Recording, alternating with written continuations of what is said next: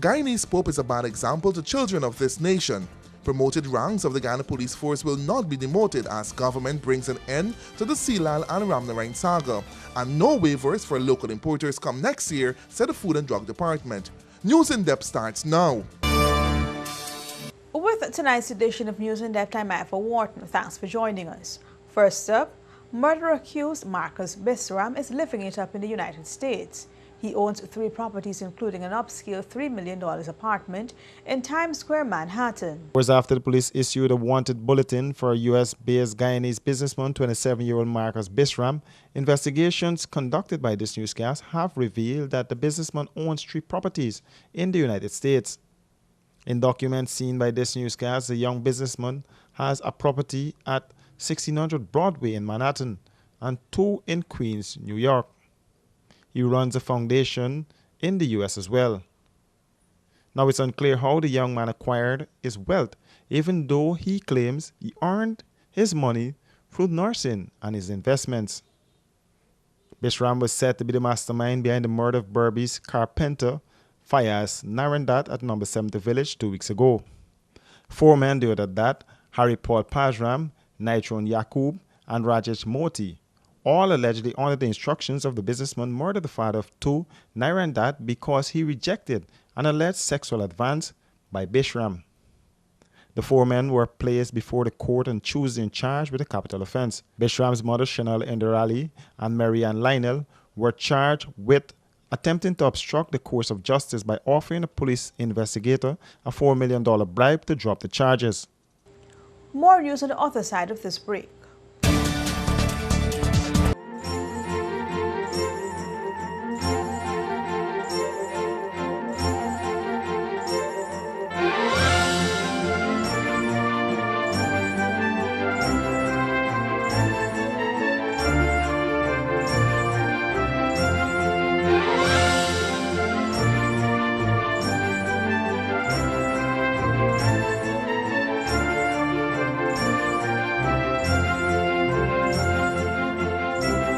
Make your wishes come true this Christmas at Lucky Dollar. You can't go wrong.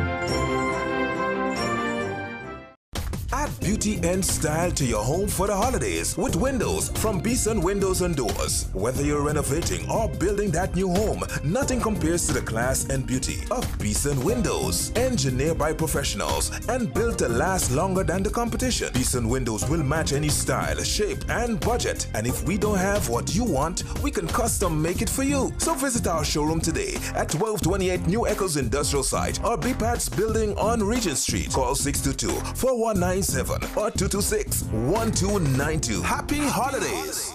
Thanks for staying with us. Starting in January 2017, waivers will not be given to local importers, says Food and Drug Department. Head of the Government Food and Drug Analyst Department, Marlon Cole, has refuted allegations that his department is hampering businesses by refusing importation of products into the country. Cole, during an interview, said it is the business of his department to ensure that products imported into Ghana meet the requirements outlined by the law. Cole explained that as the first line of defense, the department has asked importers to produce a health certificate or a free sale certificate. And we found that a lot of importers are not in a position or don't possess the ability to get this document to facilitate the shipment into Ghana. He, however, said a decision has been taken starting in January 2017. Waivers will not be granted to local importers, but waiver requests will be accepted from the exporting authorities. And the reason why we stopped accepting local companies' documents, even if you're Massey or Ansimakal or any small company, we're not accepting those letters. And we try to ensure that our policies are not selective or biased. The reason being, we found that a lot of companies would import a product in under John Jones this month, and next month they're importing it under Peter or James. So we decided that, okay, we would accept waiver requests from the exporting authority. Ranks promoted by Assistant Police Commissioner David Ramnarine will stand, says Minister of State Joseph Harmon. The police ranks who were promoted by Assistant Commissioner of Police David Ramnarine while he was acting as Commissioner of Police will remain promoted.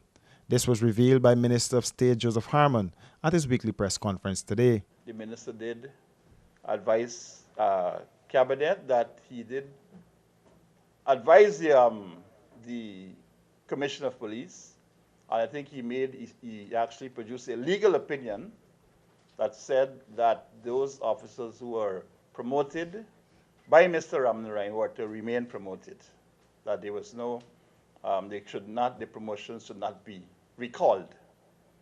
So that was the minister's report to cabinet. You would recall that those appointments were rescinded by the Substantive Commissioner of Police, Silal Prasad, who pointed out that the Constitution authorized the Commissioner of Police to make appointments of any officers in the Guyana Police Force below the rank of inspector. He said Assistant Commissioner of Police David Ramnarine has misinformed himself that he has the authority to make such appointments in the absence of the instrument issued by the President. The Public Security Minister Kamral Dramjatan, who is also an attorney at law, produced a legal opinion to support his decision to the Commissioner of Police, Prasad. I sell swaggerific. Spaniard me like staggerific. I Spaniard. When it's give me a hand on the whole place. Turn up, turn up, turn up, turn up, stack up. Turn up, turn up, turn up, stack up. Turn up, turn up, turn up, turn up. Stagging on me hands now. Hand up, hand up, stack up. Hand up, stack up. Tell them no. I don't business if you're not on time. You must always have stag in the line. Well, everybody have a stag in the hand. Where's mine? Staggerman's beer.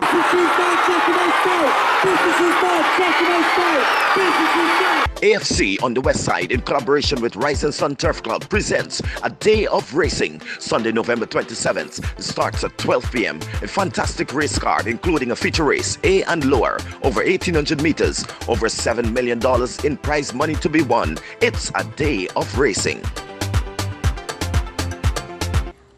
Guyanese Pope is a bad example to Guyanese children, says a popular evangelical pastor. As more revelations are unfolding regarding the sex tape scandal of the self-appointed Pope, Dr. Philbert London, more persons are adding their voices to the saga. Pastor Lawrence Haywood is one of those persons, and he said what is happening is a bad example to the children of that congregation and throughout the nation. He said it's a misuse and abuse of the sacred trust and God-ordained authority. It is, in short, an obnoxious misuse, I keep using that word, abuse, violation, subversion of all that is right. And there is nothing that suggests repentance and change. Pastor Haywood said what is unfolding is an attack on the faith and practice of Christianity, both in form and function. Beloved, every time persons touch the anointing, they get trouble.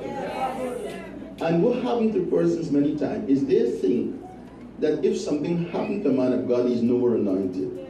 It's a mistake. It's a mistake. And so they touch it and they destroy themselves. For his part, Pastor Haywood said, true repentance involves broken-hearted confession. The focus is on destroying the evidence, not changing the behavior. True repentance involves that broken-hearted confession. As I often say, if you admit it, you can address it. If you face it, you can fight it. If you confess and confront it, you can change it. If you don't deal with it, it deals with you. That's a wrap for this edition of News in Depth. Do join us again, same time tomorrow for another edition.